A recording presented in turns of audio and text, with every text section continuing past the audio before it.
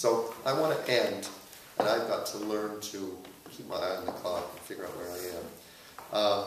You're forgiven. Thank you. And you will be forgiven. Thank you. So what I want to do is come to this quote that I just love, because it really does confirm and affirm and exemplify what we're talking about here.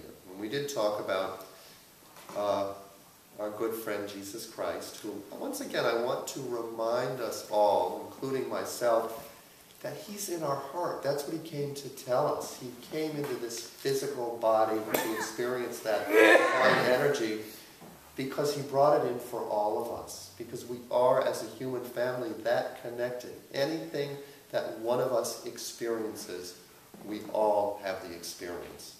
And it's the same thing with the suffering. If there is one among us who is still suffering and in pain, then there's a part of all of us that is.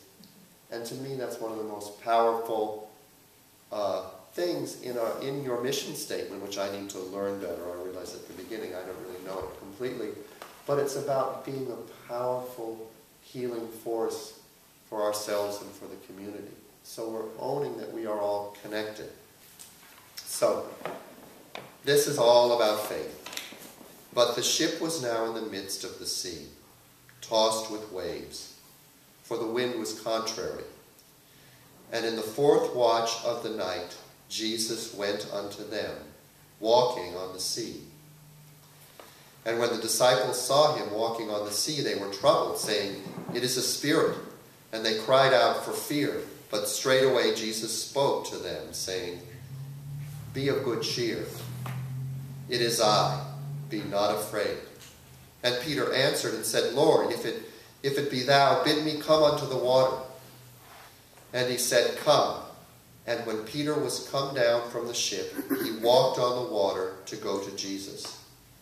But then he saw the boisterous wind. He was afraid, and beginning to sink, he cried, saying, Lord, save me. And immediately Jesus stretched forth his hand and caught him, and said unto him, O thou of little faith, wherefore didst thou doubt? And when they came onto the ship, the wind ceased. So it's a powerful story. And I know in unity, or in some aspects of unity, we question, is that real or is that a metaphor? Did Jesus really walk on water, or is it a metaphor? And I think in one sense, it doesn't matter. I, for myself, like to believe he did. I like to believe that we have just begun, like the amoebas, or the tiny creatures that crawled out of the ocean, we've just begun to comprehend what we can do as spirit begins to move more fully and consciously into matter. But whether or not he did, it's a powerful lesson. What is the sea? It's our emotional center. It's that part that is changing and moving, and it is the experience of life. What is the wind? I believe the wind is the thoughts, the atmosphere. It's the thinking area that can get, if it's boisterous and all crazy, it's the doubts and the fears. And when the doubts and fears are calmed, so is the water calmed. And I think the most powerful lesson is, because we're all in this human adventure and we're all in this world that changes constantly, is that very often, I think many of us do move forward with faith. We get up each morning, we continue to breathe, we don't know what's next. So we are mostly living out of faith. When those fears do come in, do we remember to say, Christ, help me?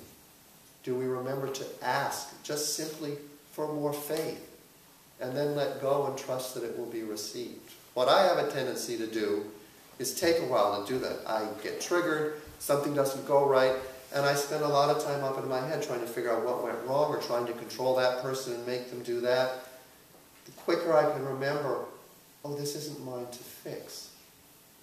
God, help me with this. I'm feeling challenged. This is scaring me. I'm feeling afraid. Turn it over, ask for help, and take a breath. Wait for the waters to be calm, and then we can walk on. We can walk on this ever-changing substance that we live in. And as we experienced in the meditation this morning, there is a place of non-change. There is a constant, and it is within us. It is that still, small place that is observing everything else, that is watching, that is listening, that is choosing. And do we choose to try to fix and try to make it happen and live from the head, or do we choose to be in the experience and let the experience show us what's next? So I invite you this week to be in the experience. When in doubt, take a breath and ask for guidance. Ask and ye shall receive. Mm-hmm.